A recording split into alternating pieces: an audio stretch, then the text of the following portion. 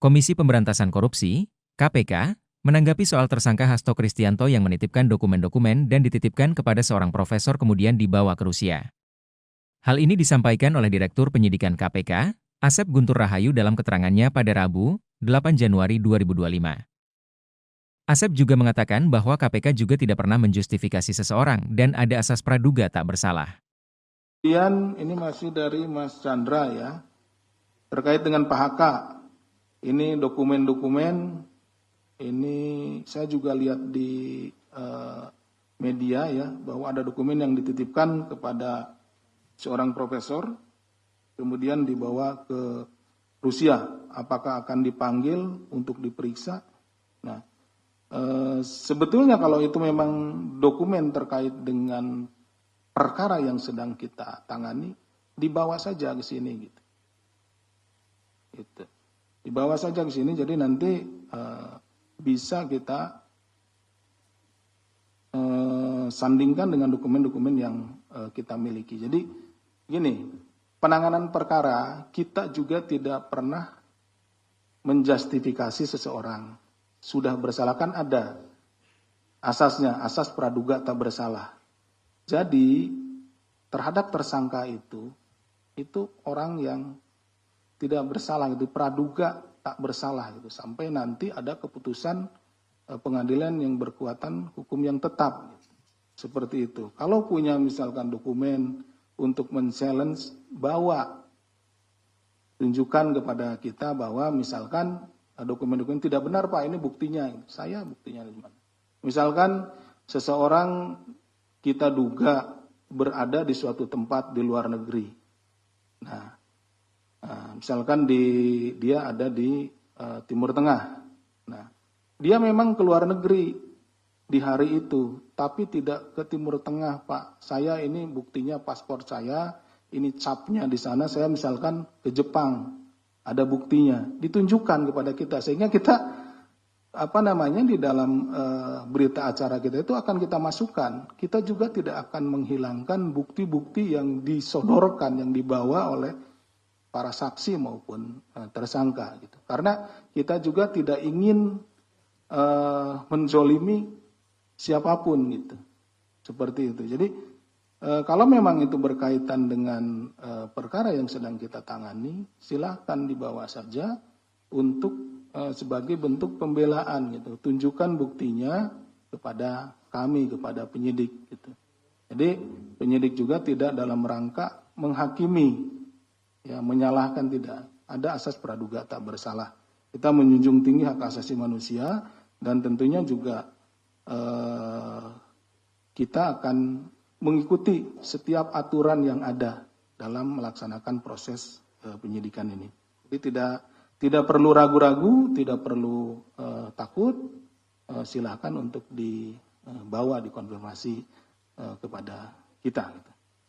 Kemudian dari Mas Rahmat, ini terkait dengan Pak HK ada 2 perkara. Ini apakah terkait dengan penyitaan menghalang-halanginya disita HP dan bukunya? Bukan. Jadi begini, perkara yang pertama adalah terkait dengan penyertaan di dalam suap yang dilakukan oleh penyuap saudara HM Harun Masiku kepada pejabat di KPU ya, saudara W dan lain-lain yang sudah menjalani hukuman. Kemudian di dalam perjalanannya KPK telah menetapkan saudara HM sebagai tersangka penyuap ya. Jadi HM itu tersangka penyuap terhadap saudara W dan kawan-kawan ya, komisioner KPU waktu itu.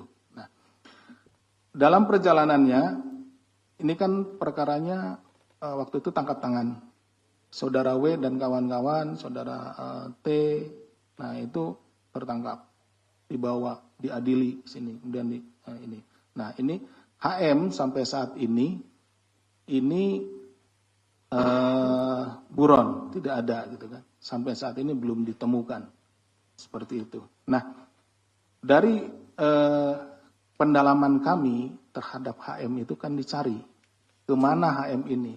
Ditemukanlah bahwa HM pada saat kita akan melakukan tangkap tangan terhadap yang bersangkutan, ada beberapa perbuatan yang dilakukan oleh saudara HK, ya, di mana perbuatan-perbuatan tersebut itu menjadikan saudara HM itu tidak bisa kita tangkap. Itu seperti itu. Nah, itu udah dijelaskan waktu penetapan tersangkanya Pak HK. Ada yang nyuruh direndam dan lain-lain kan HP-nya dan lain-lain. Ada yang ini nyuruh kabur dan lain-lain. Seperti itu. Jadi dia merintangi perkara atas nama tersangka HM. Seperti itu ya. Kemudian terkait dengan Pak YL. Pak YL apa hasilnya? Ini masuk ke materi penyidikan. Jadi belum bisa kami sampaikan ya kalau materinya ini. Tapi tentunya ini terkait dengan penanganan perkara ini.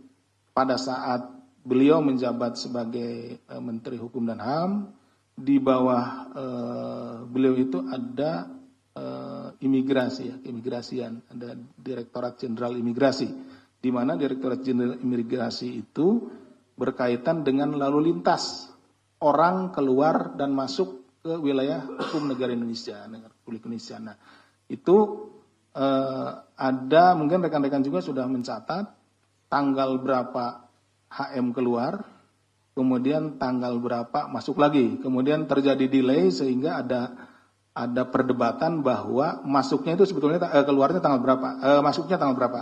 Kalau keluarnya kan tanggal 6 nih, yang jadi perdebatan kan masuknya, apakah tanggal 7-nya?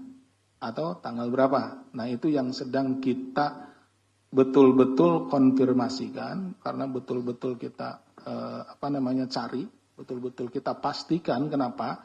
Karena tangkap tangan itu tanggal 8 kalau tidak salah. Ya, tanggal 8. Jangan lupa subscribe ya.